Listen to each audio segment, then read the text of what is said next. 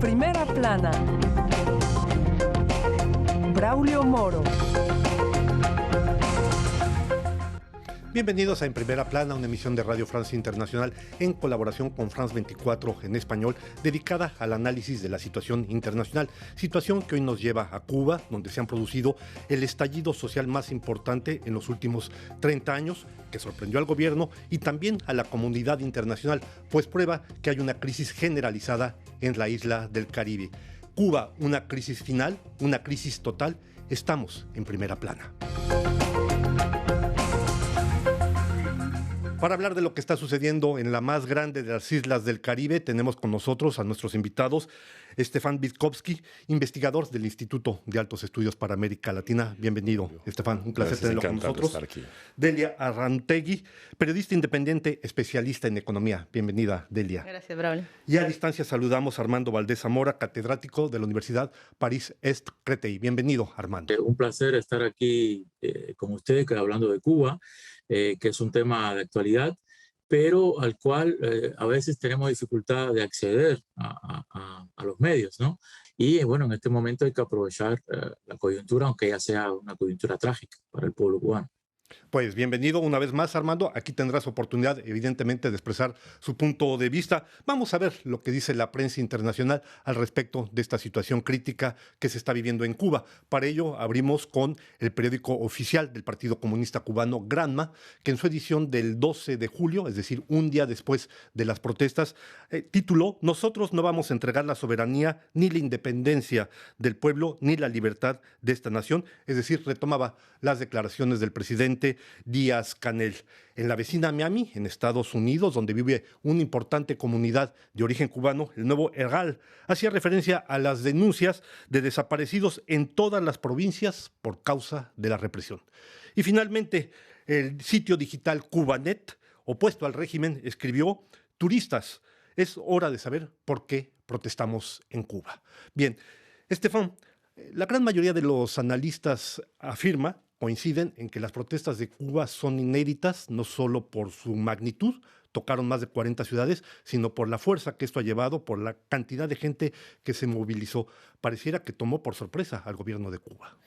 Es difícil decir si los gobiernos estaban totalmente sorpresos por los eventos. Imagino que sí, la forma que tuve, sí, tal vez era una consecuencia que el gobierno pensó. Pero en 2019, el presidente Miguel Díaz-Canel anunció decisiones muy difíciles para el país. Entonces no es totalmente una sorpresa. Pero me parece que las consecuencias de la unificación monetaria a partir del 1 de enero tuvieron consecuencias concretas sociales. Un descontento importante en el país, una insatisfacción, es una realidad, una crisis económica y social bastante grave de más de 3 años, más o menos. Las consecuencias de la COVID, las quedas del turismo. Sabe que había 4 millones de turistas en 2019, 1 millón el año pasado. Para el primer trimestre son 100.000 turistas. Entonces, queda de turismo. Queda también de las consecuencias de las remesas, consecuencias también de las 240 medidas decididas del bloqueo, y también hay un contexto internacional particularmente violento. Yo diría que hay una campaña que no podemos totalmente descartar la idea que realmente hay una campaña mediática y política violenta y más indirecta, violenta, porque realmente es concreto. No sé cómo sabe, hay atentados violentos con la embajada, atentados con la embajada de Washington, de Cuba en Washington, y aquí en París, martes en París contra los cócteles Molotov, muchos actos de vandalismo que son cosas concretas. Y hay otro evento, entonces, cuando se dice un evento inédito, 94 fue un momento muy importante, de crisis importante, el momento de los balseros, y aquel tiempo hay una diferencia importante hoy, 2 cosas distintas. El primero, el gobierno es totalmente diferente. Vamos a hablar sobre eso en un instante más. Los dirigentes históricos. Y el segundo evento muy importante es el Internet. Bien. a partir de 2018 y cambia totalmente los parámetros. Estos son los temas que vamos a abordar precisamente. Muchas gracias. Armando, recuerdo que usted nos acompaña a distancia. En las protestas participaron jóvenes, pero no solo. También vimos en las imágenes gente de todas las edades. Esto cambia un poco la idea de lo que se puede ver con respecto a Cuba, la que se tendría de Cuba, porque generalmente tiende uno a pensar que las personas de más edad mantienen un cierto apego a lo que se considera la herencia de esa revolución.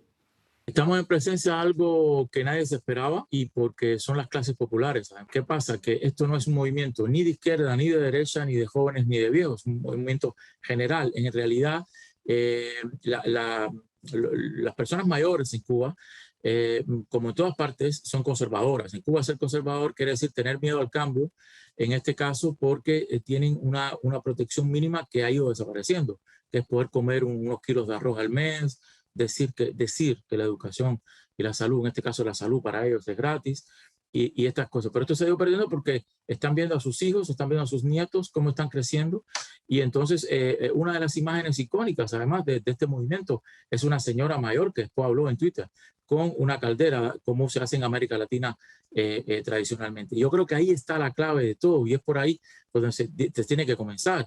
Es decir, la maldición, entre comillas, esta que teníamos de que Cuba es una excepción, que la gente no se tira a la calle. No, ya somos como los nicaragüenses, ya somos como los colombianos, ya somos como los chilenos, es decir, ya somos como los bolivianos. Esto no es de izquierda, ni de derecha, ni de jóvenes, ni viejos. Porque además estas personas que fueron fieles al régimen son las que peor viven, porque 35% de los cubanos vive del dinero del exilio.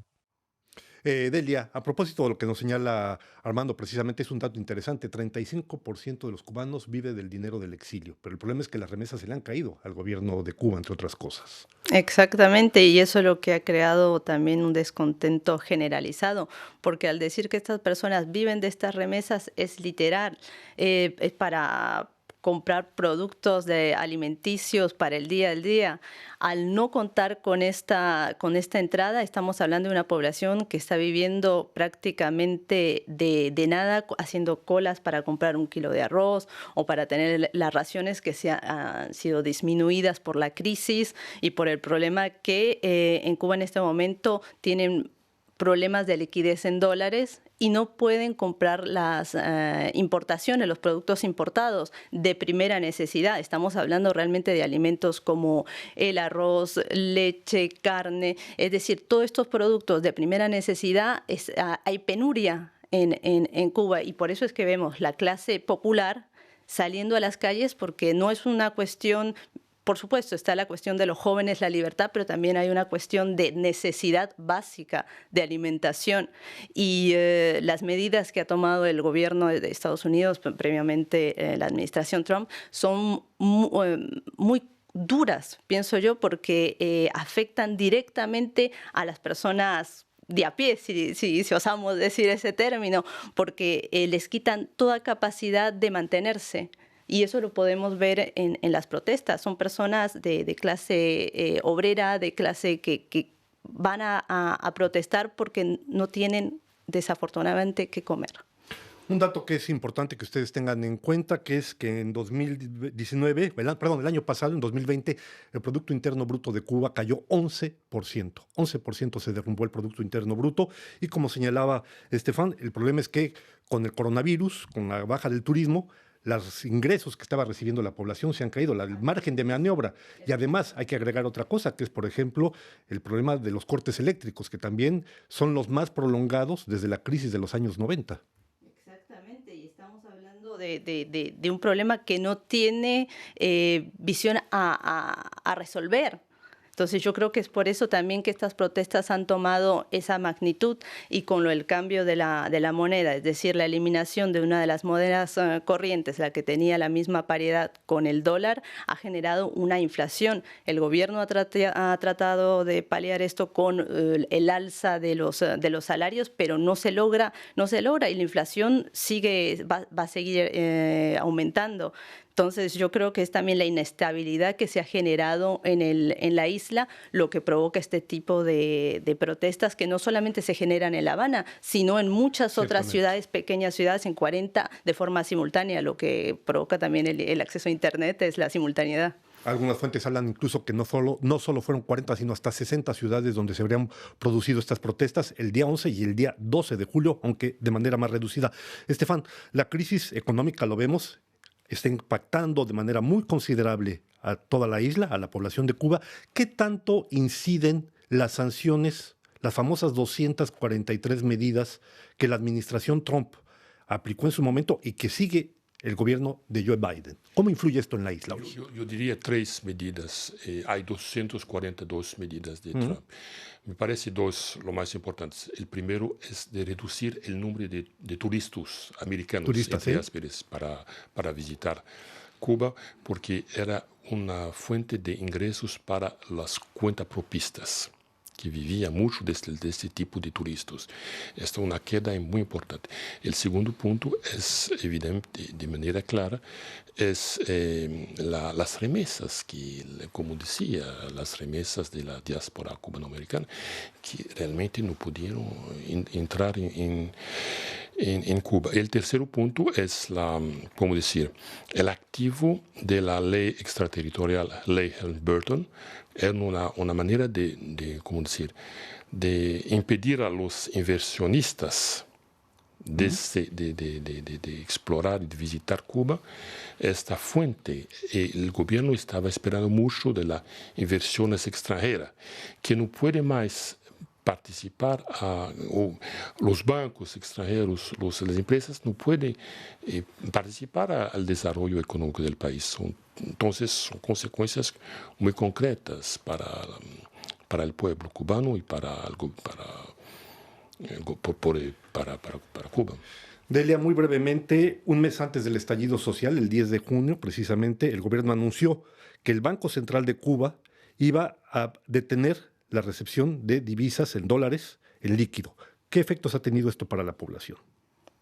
Desestabilización total, porque no era algo esperado, pero a la vez las personas que reciben las remesas a través de giros directos de Estados Unidos se encuentran en la duda, porque ahora las personas que desean hacer un giro de moneda tienen que cambiar a otra moneda, euro, yen, pero no va a poder ser de ahora en adelante en dólares. Bien, vamos a hacer una primera pausa. Estamos llegando ya a la primera parte de este debate sobre Cuba. Volvemos en unos instantes más aquí en Primera Plana.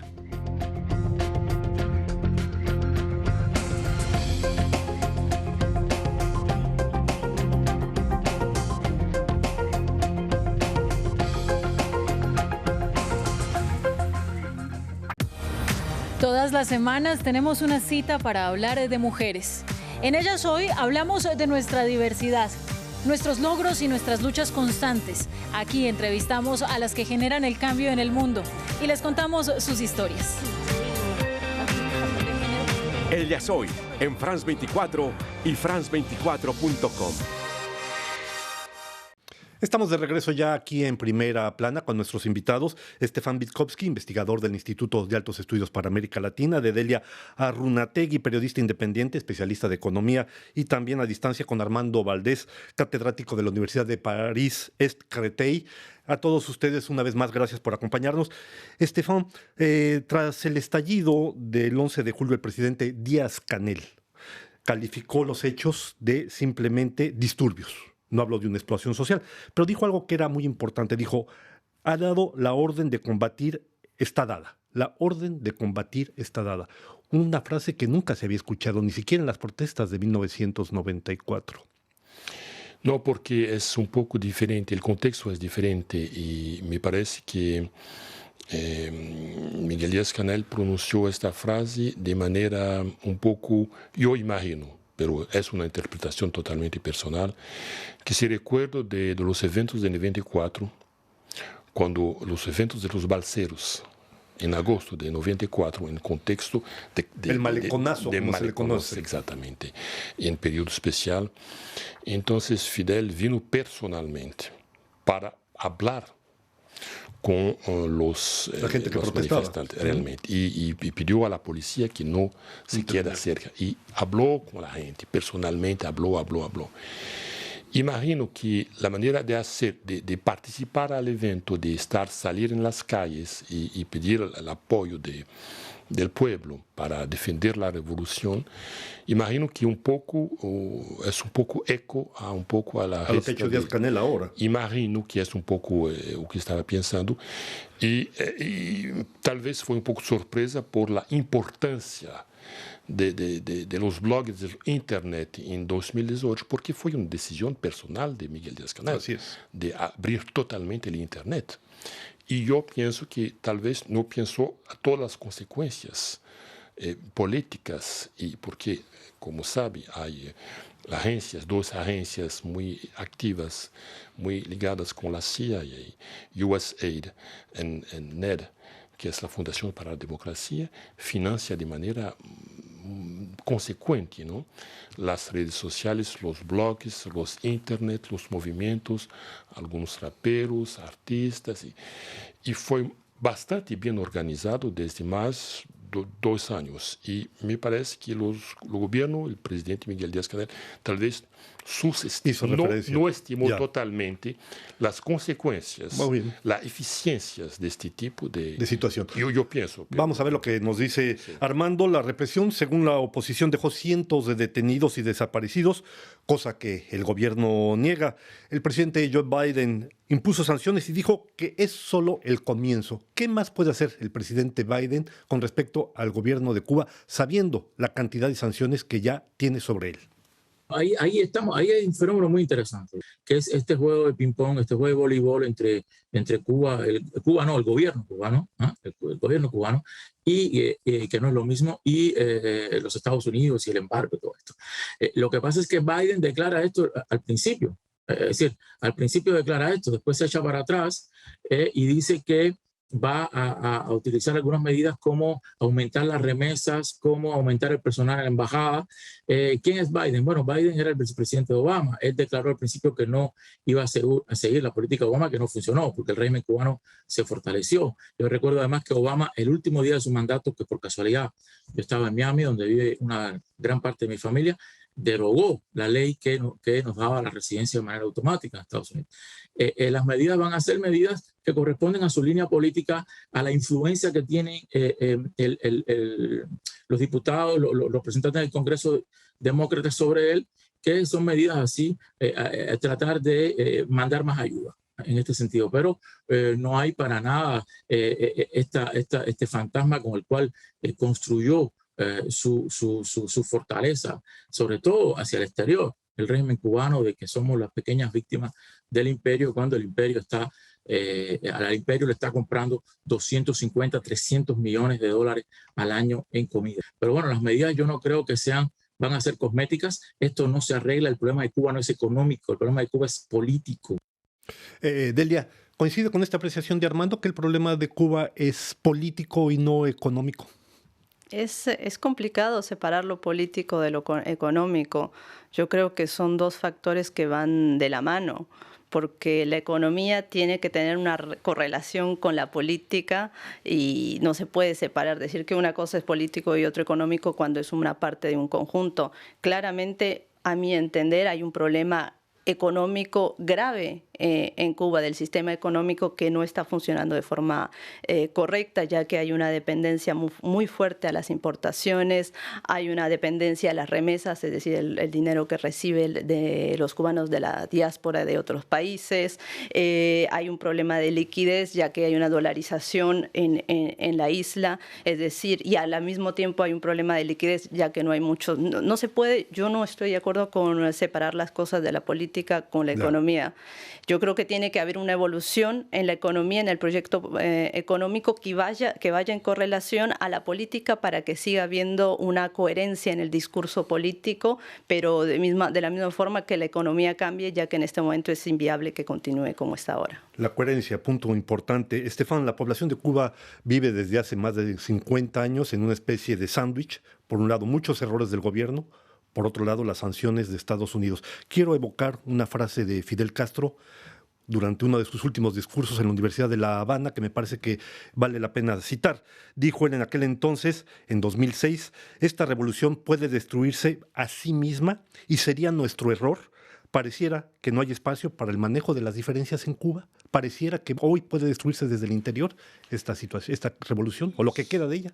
Me parece lúcida, ¿no? La visión de Fidel es totalmente, parece evidente.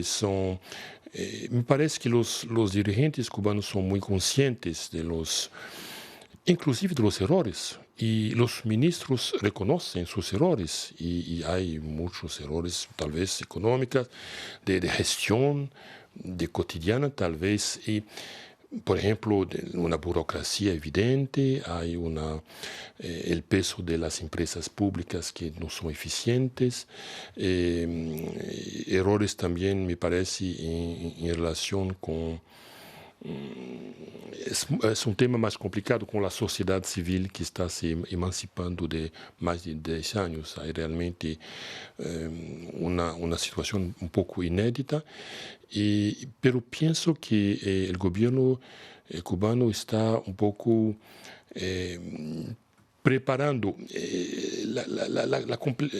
El problema es el siguiente, es como decía perfectamente, el político y el económico son totalmente ligados. Entonces, ¿cómo acelerar la actualización del modelo económico actual? Y es un proceso que no está totalmente Nada terminado. claro, ¿no? Por el momento. Y continuar la institucionalización de la revolución. Una ecuación muy difícil. Sin Fidel, sin Raúl. Esa es la legitimidad que ellos tenían. No falta la legitimidad histórica de la revolución de 59. Efectivamente. Y es muy complejo. Muy complicado. ¿no? Muy Vamos a ver complejo. lo que nos dice Armando. Recuerdo que él nos sigue a distancia. ¿Qué medidas debería tomar el gobierno para calmar esta situación, a sabiendas que hasta ahora se ha negado a cualquier tipo de negociación con los diversos sectores de la oposición, Armando? ¿Cuál es entonces lo que tiene que hacer el gobierno cubano? Una cosa es lo que debe hacer el gobierno cubano y otra lo que va a hacer de acuerdo a su trayectoria. Lo que debe hacer, por supuesto, es un diálogo, pero esa palabra no existe en Cuba. A ver, las personas que están viendo, yo conozco lo que ocurre en Colombia, que es un país que yo adoro, con el que estaba reunido ayer, por cierto, con una universidad. Yo conozco lo que ha ocurrido en Chile, tengo colegas chilenos.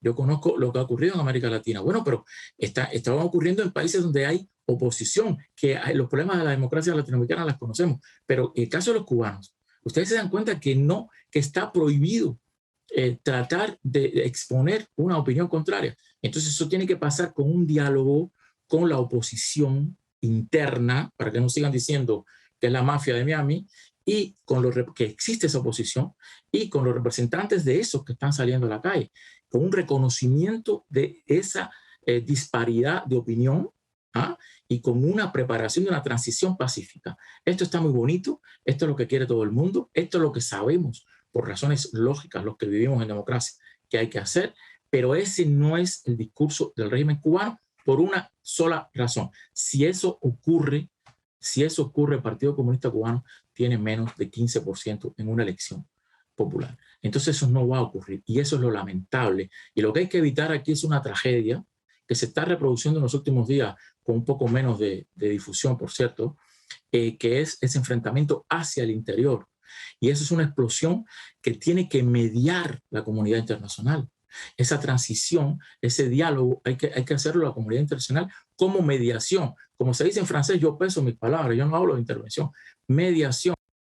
Delia, de manera muy, muy breve, ¿posible una intervención, una mediación, como lo sugiere Armando? ¿Es posible hoy que el gobierno se pueda regenerar en 30 segundos? Depende de que sepan adaptarse a las nuevas situaciones que vive la isla. Yo creo que los cambios tienen que ser graduales para que no sean un shock para la gente y que el gobierno sepa llevarlos de forma gradual y adaptada a la realidad actual con Internet de por medio. Pues muchas cosas se nos quedan aquí en el tintero. Efectivamente, yo quisiera recordar simplemente que Cuba este año cumple ya casi 60 años del bloqueo de los Estados Unidos hacia la isla y sobre todo que el próximo mes de agosto se cumplirán 27 años de las movilizaciones de lo que se conoce como el Maleconazo. Vamos a ver cuál es la situación que se puede surgir de ahí. Hay una situación bastante tensa todavía hoy en la isla. Se nos quedan varios elementos en el tintero. El problema de los prisioneros, cómo van a ser tratados, el problema de si se les liberan o no, la presencia de la Unión Europea. En fin, en todo caso, estamos llegando ya al final de esta en primera plana dedicada a la crisis en Cuba. Quiero agradecer a nuestros invitados, a Delia Arunategui, periodista independiente, economista, su presencia en nuestros estudios. Gracias. A Stefan Witkowski, investigador del Instituto de Altos Estudios para América Latina. Gracias, Stefan. Y a distancia, Armando Valdés Zamora, también el habernos acompañado. También le doy las gracias a este maravilloso equipo que está detrás de la consola. Y ustedes, una nueva cita aquí la próxima semana en otra, en primera plana.